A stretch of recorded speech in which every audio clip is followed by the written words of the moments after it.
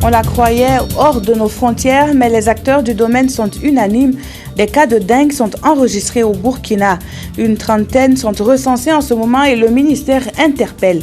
Concernant la campagne en cours de distribution de moustiquaires imprégnés, elle est estimée à 90% d'exécution. Eux sont à 100% sûrs d'une chose, ils ont un rôle à jouer dans l'intégration régionale. Les premiers responsables des universités ouest-africaines sont réunis à Ouagadougou et mènent la réflexion sur la problématique. Au programme, partage d'expériences et pistes de solutions, quelques-unes vous seront dévoilées dans le cours de ce journal. Mesdames, Messieurs, bonjour à tous et bienvenue. Jadis appelée grippe tropicale, la dengue présente les mêmes symptômes que le paludisme, à l'exception qu'elle est une infection virale transmise aussi par un moustique. Le ministère de la Santé interpelle avec à ses côtés des partenaires techniques et financiers et qui du reste font le point sur la campagne de distribution des moustiquaires imprégnés. Le point avec Lazare Pouya. 3 points essentiels ont constitué le plat de résistance de ce point de presse avec le ministre de la Santé et ses partenaires. D'abord, le bilan de la deuxième phase de la campagne de distribution gratuite des moustiquaires imprégnés d'insecticides à longue durée d'action MILDA, débutée le 11 juillet dernier à Dédou. À ce jour, sur les 9 600 000 moustiquaires acquises, nous avons distribué 8 853 000 moustiquaires. De tous les ménages dénombrés, 90% ont donc déjà reçu les moustiquaires. À l'heure actuelle, seul le district de Boulmibou n'a pas encore procédé à la distribution de ces moustiquaires. Et j'informe que à partir du 7 novembre, donc à partir du jeudi, l'opération pour le dernier district de Boulmibou va avoir lieu. Ensuite, dans le cadre de la coopération entre la République de Cuba, la commission de l'UEMOA, la commune de Ouagadougou et le ministère de la Santé, un projet de lutte contre le paludisme par l'utilisation des biolarvicides à Ouagadougou est en cours. Ce projet prendra fin en décembre 2013 et débouchera sur des recommandations. Le dernier acte de ce point de presse qui a retenu l'attention des journalistes, c'est le cas de la dengue signalée dans la ville de Ouagadougou. À ce jour, 111 cas suspects, dont 33 cas confirmés de dengue, ont été signalés sur toute l'étendue du territoire national. Le centre hospitalier universitaire Yalodo Ouedraogo seul dénombre 7 cas suspects, dont 5 confirmés de dengue, avec malheureusement 2 cas de décès. La dengue est une maladie virale transmise par un moustique. Les symptômes de la dengue sont similaires au paludisme et se manifestent à travers la fièvre, les maux de tête, les douleurs articulaires et musculaires, les vomissements et parfois d'hémorragie. Il existe 4 types de virus responsables de la dengue. La dengue sévit dans les zones urbaines et périurbaines. La dengue a ceci de particulier dans une forme. C'est la forme dite hémorragique.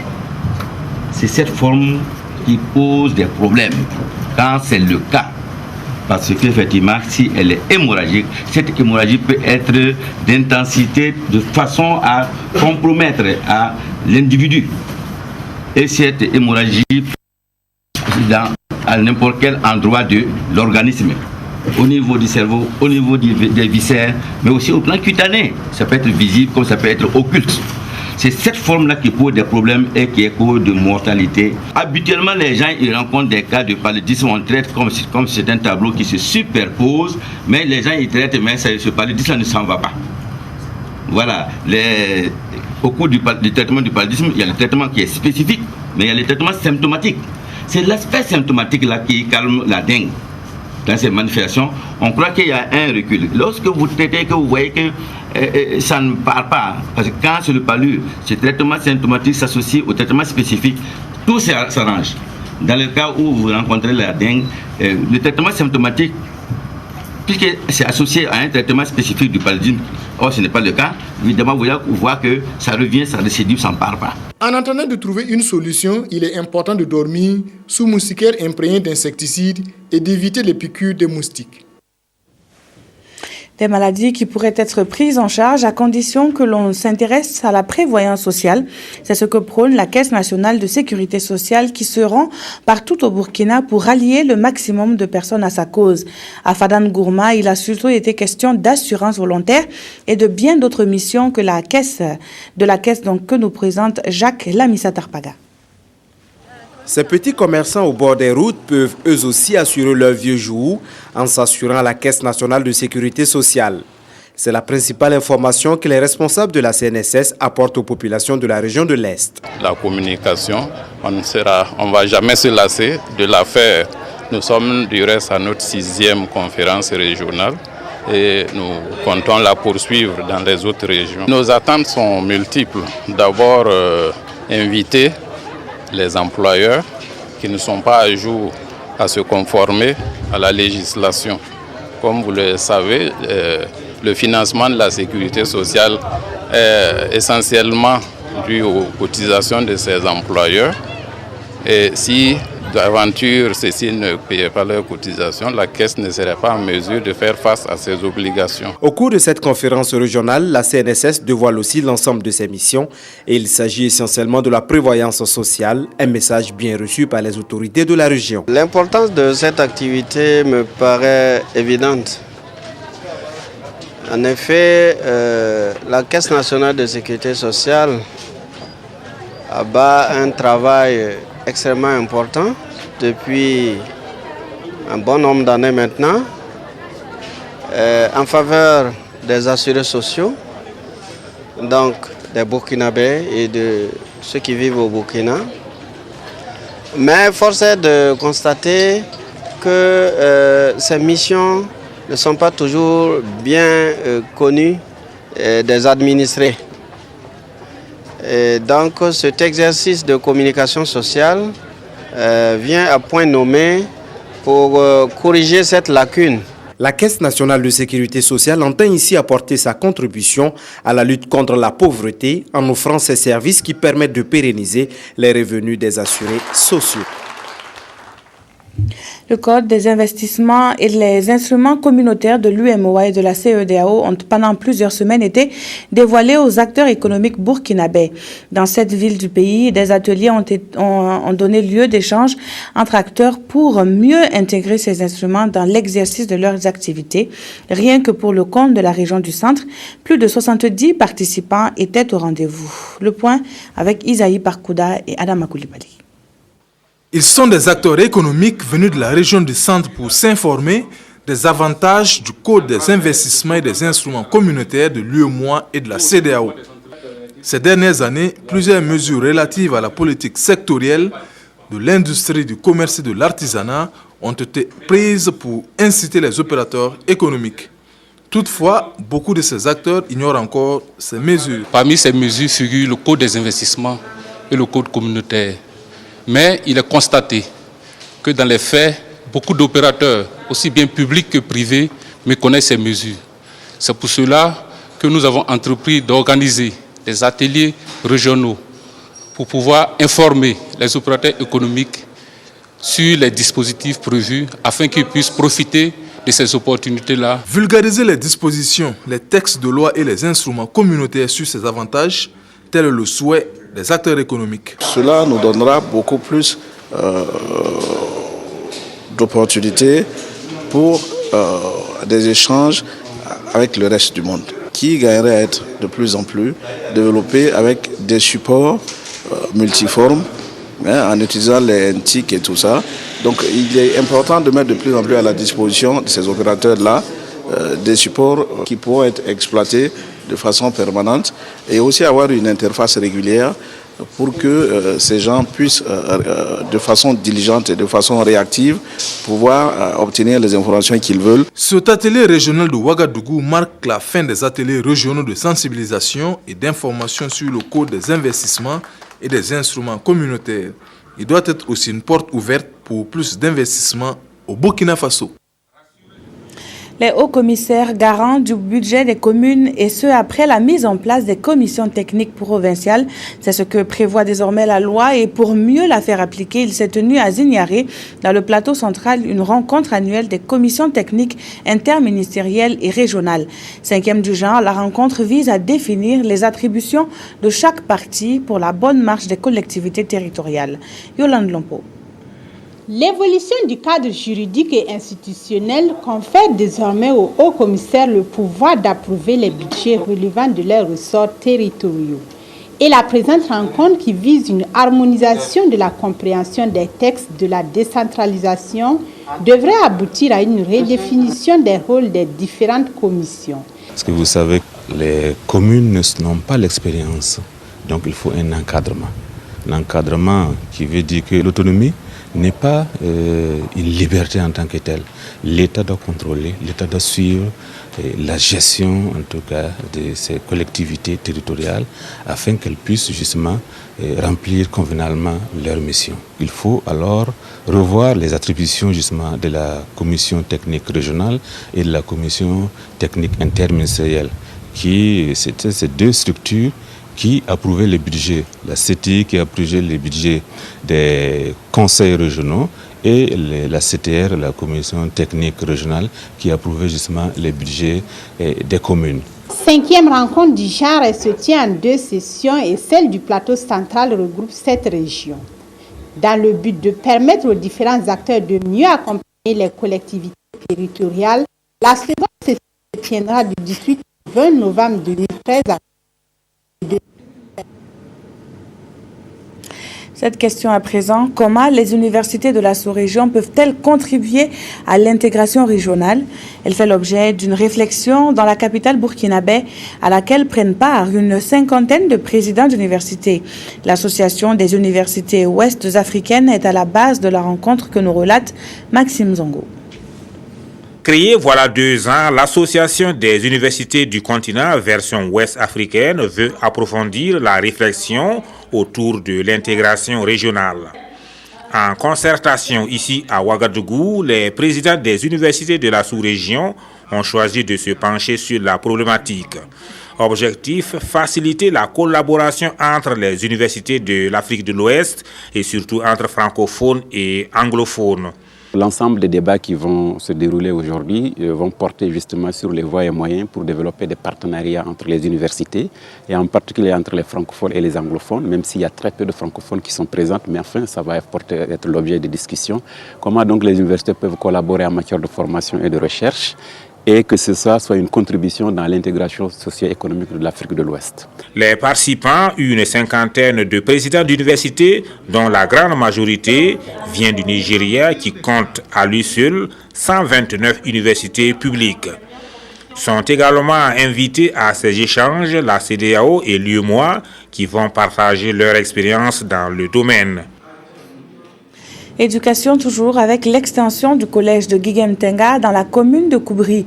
L'association dénommée Graines de Joie en a semé dans le cœur des pensionnaires de ce centre de formation qui bénéficie d'un bloc flambant neuf composé de 3 salles de classe. Elles étaient bien heureuses, les populations, à la réception de l'infrastructure. Bouma Ernest Nebié, Abdoulaye Kabouré. Avec cette extension, le collège d'enseignement général de Guiguem-Tenga, qui comptait 5 classes, voit ainsi ses capacités portées à 8. 100 millions de francs CFA, c'est le montant qui a permis la réalisation de cet établissement. Par cet appui, Graines de Joie, une association française, offre l'opportunité à de nombreux enfants d'aller à l'école. Eh bien, nous travaillons avec la population des villages de Guiguem-Tenga et Mounissine depuis plusieurs années, depuis environ 10 ans maintenant. Nous avons commencé par la création de l'école et faisant suite à l'école, étant donné le grand nombre d'enfants qui avaient besoin d'être scolarisés, nous avons continué avec le collège et nous avons l'intention de continuer jusqu'au lycée, jusqu'aux classes terminales. Graines de Joie prend annuellement en charge la cantine et les fournitures scolaires. Je tiens à vous rappeler que chaque année, depuis que les élèves sont là, chaque année, tous les élèves sont équipés d'un kit scolaire. Donc, il n'y a aucun frais pour les élèves dans cet établissement-là. Et nous assurons également un repas quotidien à chaque élève. Le collège a été érigé en septembre dernier en lycée et l'association envisage, les jours à venir, construire d'autres bâtiments pour accueillir les élèves du second cycle. En plus de l'éducation, Graines de Joie sème ses graines de joie dans le domaine de l'eau et de la santé au profit des populations de Guiguem-Tenga. Les produits agroalimentaires du Burkina veulent atteindre des frontières les plus éloignées du pays. Pour cela, une vingtaine d'associations spécialisées dans le domaine sont à l'école du marketing et du management. Sous l'égide de la direction de la valorisation du ministère de la Recherche scientifique, elles sont réunies à Kombi-Siri pour donner la chance à leurs produits d'être compétitifs sur le marché mondial. Evelyne Dabiré pour le reportage. Du couscous de maïs, de riz, du sirop de bissap ou des biscuits de pain de singe, ce sont entre autres les principales transformations faites par ces 25 associations féminines de Ouagadougou. Mais l'écoulement de ces produits se heurte à une rude concurrence. Ils ont besoin de compétences dans le marketing de leurs produits et dans le management de leur entreprise. Je pense que c'est surtout parce qu'elles n'ont pas la technique de marketing concernant leurs produits. Et comme il y a beaucoup de compétitivité concernant ces produits-là, donc c'est pour ça que ça n'avance pas. C'est donc pour outiller ces acteurs dans le domaine agroalimentaire et pour booster la compétitivité de leurs produits que se tient cet atelier. Durant 4 jours, ces participants seront initiés entre autres en technique d'écoulement, en stratégie appliquée aux petites et moyennes entreprises, en marketing opérationnel et en management et gouvernance. La formation va mettre l'accent sur ces aspects-là, renforcer la capacité des acteurs en les rendant plus compétents pour qu'ils puissent être compétitifs sur le marché national et international. Et en même temps, en le faisant, ils vont également se travailler à les outiller avec les pratiques techniques. Donc il faut les outiller à comprendre que le marché là est un marché compétitif. Et ceux-là qui ont la capacité, ceux-là qui ont un avantage de comprendre ce que le consommateur demande, c'est eux-là qui vont pouvoir percer. Cette formation, initiée par la direction de la valorisation du ministère de la Recherche scientifique et de l'Innovation, se tient à Kombi-Siri du 5 au 8 novembre 2013. De la culture à présent avec le centre culturel allemand qui brise les barrières du conte dans la sous-région ouest-africaine. Après Abidjan et Bamako, la caravane du conte pose ses valises à Ouagadougou pour des soirées riches en narration. Seydou Zon et Frédéric Etienne Bassenga nous décrivent l'une d'elles dans ce reportage. Sur scène, Rachel Koulibaly raconte une histoire d'amitié entre la lionne et la biche. Honteuse, elle prend le chemin de la maison. Mais son ami la biche, triste, la regarde triste, surtout très triste de voir leur amitié se terminer ainsi. À travers ce conte, la narratrice véhicule un message de paix, de solidarité et d'amour. C'est une caravane du conte organisée par le Centre culturel allemand qui est à sa 3e édition. Goethe Institut dit avoir initié ce festival pour susciter la prise de conscience sur l'entretien et la protection de l'oralité en voie de perdition. C'est la promotion du conte en tant qu'art oral. La tradition de l'oralité est très forte, donc ce projet veut soutenir le valeur de cette grande art. Le conte, c'était une école et c'est là que les enfants apprennent le savoir-vivre, le savoir-être, l'histoire, la géographie, tout est dans le conte. Et le conte, c'est une école de sagesse. Donc pour moi, c'est une tradition qu'on ne doit pas laisser tomber. Ouagadougou est la 3e étape de cette caravane après Abidjan et Bamako. La caravane va clore sa tournée à Lomé, toujours avec le même objectif, promouvoir cette tradition orale dans la sous-région. Depuis hier, le sport qui fait parler de lui à Ouagadougou, c'est le handball avec le tournoi international des zones 2 et 3.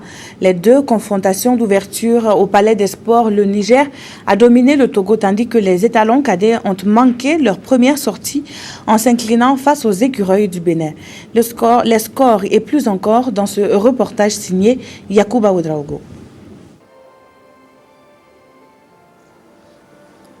Les étalons handballeurs n'ont pas fait le poids face aux écureuils du Bénin dans ce premier match du tournoi international de handball des zones 2 et 3.